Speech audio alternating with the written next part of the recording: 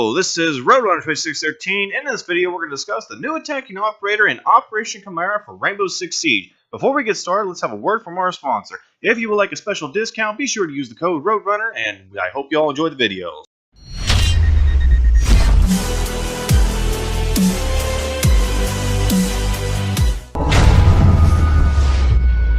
Hello, here we go. So, in this video here, we're going to be discussing about Finka, whose actual name translates to knife.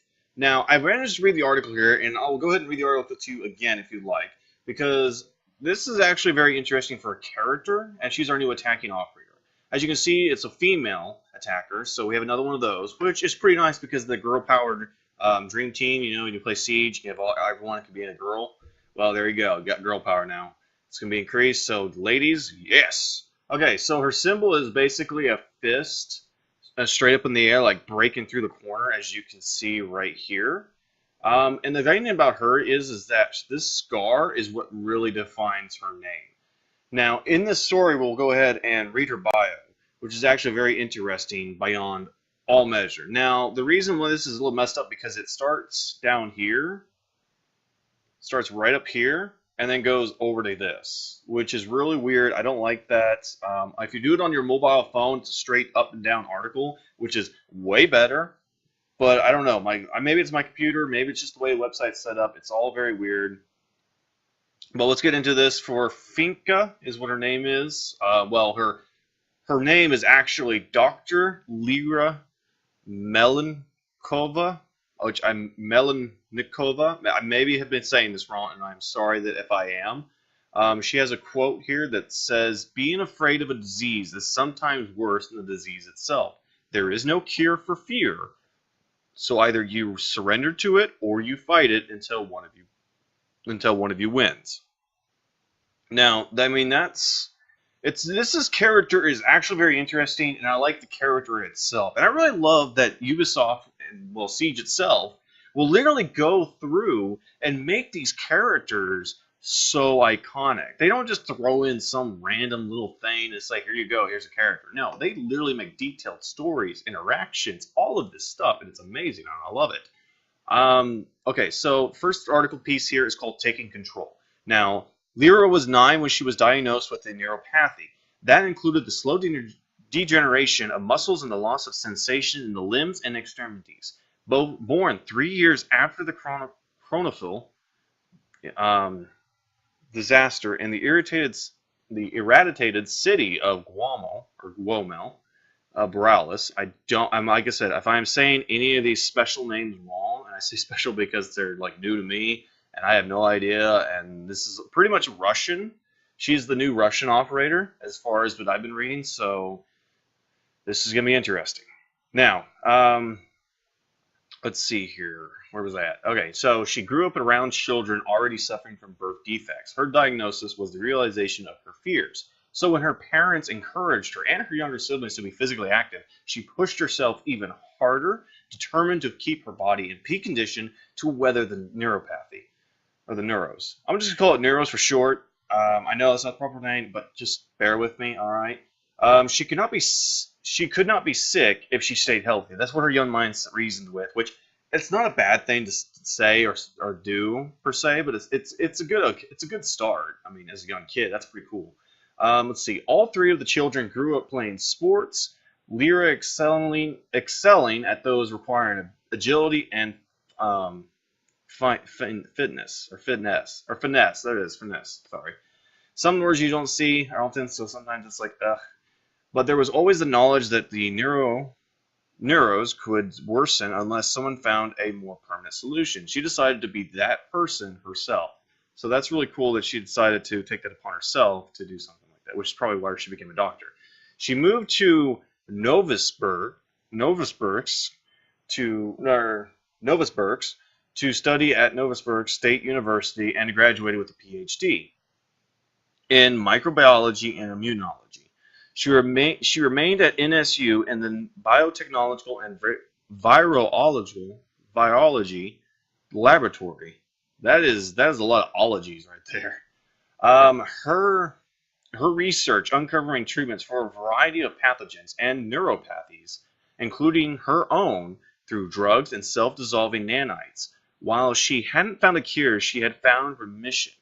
Now, that is actually interesting for a character because she decided at a young age that she was going to be fit, and she was actually going to be pushing herself. Which, okay, that's great and all, but there are limits to the human body, and that to me, that's crazy. But again, she's from Russia, and I know Russian people. I know especially the military, Spetsnaz, and all of them. They're brute people. They ain't people to mess around. So I mean, it makes sense for her character to be this way, especially since we're getting to the next bit, which is growing empathy, where Lara might have stayed in academia and she had not received a visit from the Federal Security Service of the Russian Federation, the FSB.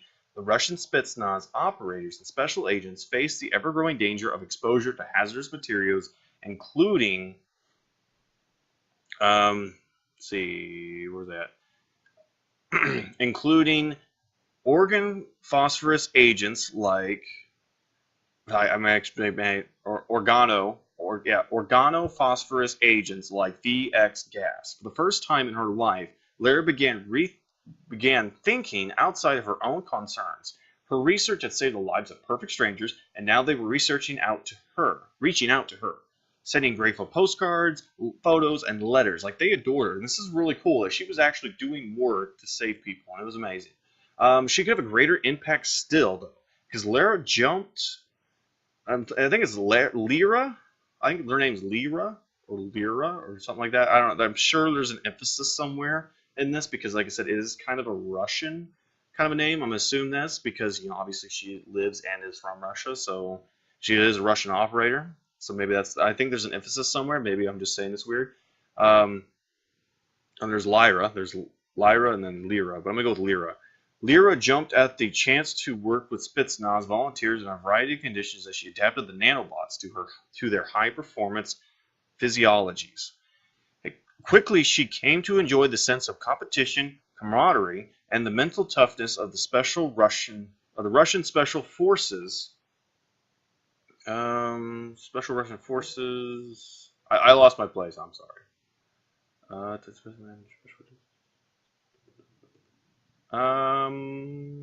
There she.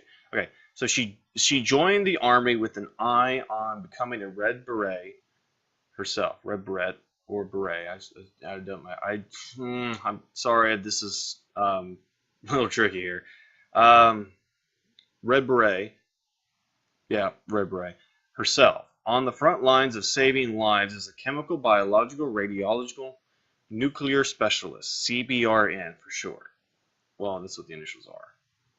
Okay, so serving in the Russian army, Lyra rapidly proved herself physically and mentally tough enough to try out for the Spetsnaz. It was a brutal course culminating in close-quarter battle. CQB, night training with Kapkin. That's right, Kapkin. So she actually met Kapkin and everything else. And this is where it actually gets more interesting to her story about her face and everything. So, a misstep and a flourish from Kapkin. However, when Kapkin opened up her face from the brow to the cheek, but Lara went for a series of bone-breaking punches to his nose, his ribs, before the pain overwhelmed her. They spent the night in the med tent, neither of them speaking, but enjoying the new, unspoken respect between them. From that day forward, she had earned her moniker, Finka, or Knife. And that's really cool, because she took a blow from Kapkin, who is a very ruthless operator to begin with. I know some people were like, well, not as ruthless as Lord Tachanka, obviously. But, I mean, to say that she basically went toe-to-toe with Kapkin and they both basically, like, beat each other up. It's amazing. And so she now has that scar, which if you go look real quick here, we'll go back up to here, is this scar right here from her brow. You can see the cutoff right there in the pixels, right on the brow, straight across her face. Straight across. That is from Kapkin himself. And that is cool. And she managed to break his nose, break some ribs, and literally beat him up as well in the process before the pain of basically a knife going through her freaking face. Just like, ugh. So that, I mean, that's cool. And they, like I said, it's a well deal. So they got a lot of respect for each other, and basically Kapkin became her mentor, and they basically palled around and, they were together. That's cool. Now, Lyra became the Spetsnaz CBRN specialist, joining the Vimpel. This might be right. Vimpel unit under the FSB, and using her nanobots to help her survive, or help her unit, not unite, unit survive hot zones. She was one of the only people capable of tailoring the nanobots to specific operators. So she was able to actually fuse these operators with these said nanobots, which is what her gadget is going to be. But we'll get into that very soon. Let's finish up the bio story, hear her later deal, and let's see what else she has done in her life. Her work in reconstructing Russian battlefield protocols and the handling and neutralization of dangerous payloads earned her notice, and she became the go-to expert when it came to joint exercises with other CTUs. Six, which is the lady that's in the video that we see in the game, where she talks about the very intro and the tutorials and all that stuff. That's her. Invited Lyra to help Rainbow Six put together a CRBN unit of their own with Oliver Lyon Flamant as her first pick. Now, there is an article set out for Lyon here, but we'll get into that in another video, and I'll make sure I have that released by tomorrow, first thing, as we get going into this. Now, of course, her story continues with her old fears, which I'm glad this is actually kind of smaller. But okay, so old fears. Lyra discovered that her neuropathy was slowly growing resistant to treatment. That's not great, but the old fears returned, every ache and pain analyzed and scrutinized as she pushed herself even harder to peak performance. She was pushing her body so much that her body just started getting worse and worse. But that's because of age, time, and everything else. So obviously things are going to happen. It's things that our body can handle, and over time our bodies can't handle it all. That's why when you get older, there's some things you can't take. So this kind of makes sense.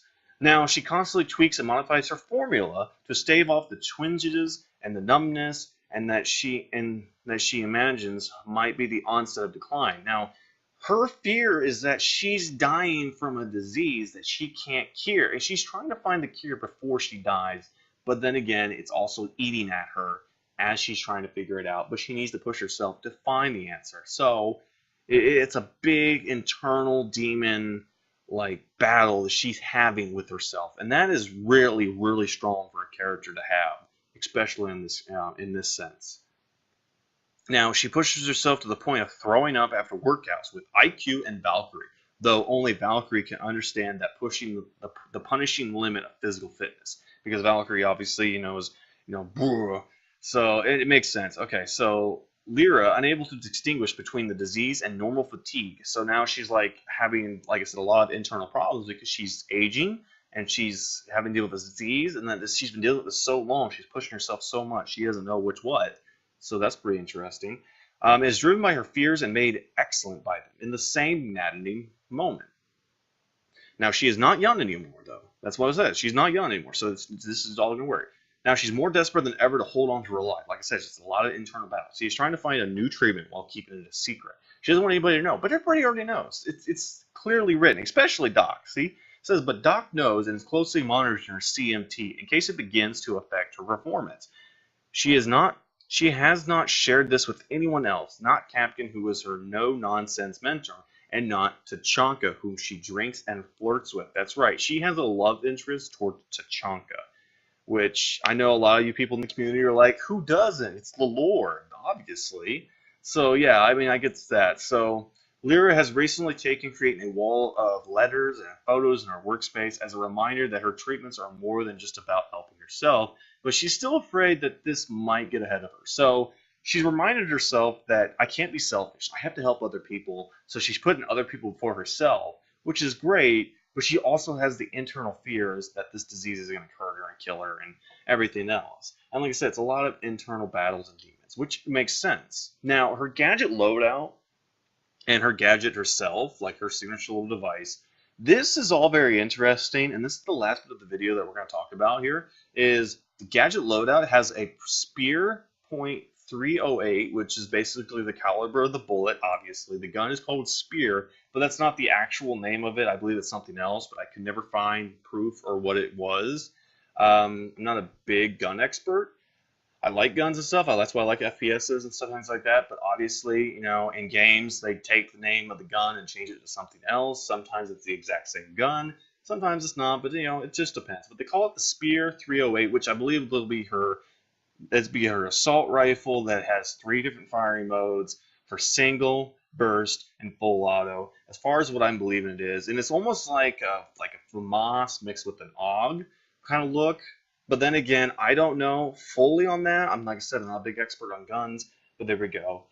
Since she's a Spetsnaz operator, which she's basically what it is, she's a Spetsnaz operator, but she specializes in a different CTU, which is her nanobots and neurology and all that kind of other things. So, but she'll have the semi-auto shotgun that both Kapkan and Tachanka have, and as well as I don't remember if Fuse has it. I don't think Fuse. No, Fuse doesn't have the shotgun. He's only got her shield, the pistol. Well, the shield and the pistol, then the LMG and the shotgun. So well, this is actually interesting, is because the shotgun is only for the defenders, but now she's getting the shotgun as an attacker, which is really, really cool because that means now she's gonna have a shotgun. So if y'all like the shotgun on defense, you can use it for the attacking. Now, since, like I said, she is the attacking operator, so she's also going to have the 6P41, which is the LMG that is used by Fuse, and that it is her weapon, her go-to weapon as well, for in case she needs a giant LMG, which a lot of people love, shooting crazy amount of bullets down the line and just popping people off and mowing them down. I know a lot of friends of mine that do that, so that's really cool. But I feel like I'm gonna use her Spear 308. If you like, I'll make a video when she comes out, and I'll go ahead and do a quick review and talk about her and give her my opinion and my thoughts, and start a review and start making more videos on this because I want to get more involved for this new year. So, okay, her secondary is going to be the PMM pistol, which we all know is very high damage, but doesn't have a lot of bullets. The GSH-18, which obviously is more accurate, less damage, but a lot more bullets. So, it's going to be interesting. Now, oops, too far, go back up. Okay, so she's going to have a breaching charge and a stun grenade. And this is why I say she's the attacking operator, because obviously she has breaching charges. What defender needs breaching charges? So clearly this is our attacking operator, so like I said, she's going to have the shotgun on attacking. Her speed is going to be a 2 armor, 2 speed, so she's going to be a medium built operator. Now for her gadget, this is very interesting. Her signature device. Finka delivers a nanobot shot to each operator before the operation. The nanites are made of zinc with the pharmacological cocktail laced into the nanobot's construction, which deactivates her signal. The nanobots disintegrate, with zinc being treated as a nutrient by the body and facilitating the absorption of the drugs. The operators receive a short burst of health to get them back on their feet, to give them an extra push, and to steady their aim. Now, here's what I think when I think about this. Okay, if we already got Sophia, who can withstand herself because she's like a brute, basically a brute, because she'll withstand and she gets back 1 HP. Now, today when I was playing and testing out, playing the game, I had noticed that when I withstood, that I had 5 HP instead of 1 HP when I was playing a terrorist hunt, working on my aim and just, waiting for people to get on.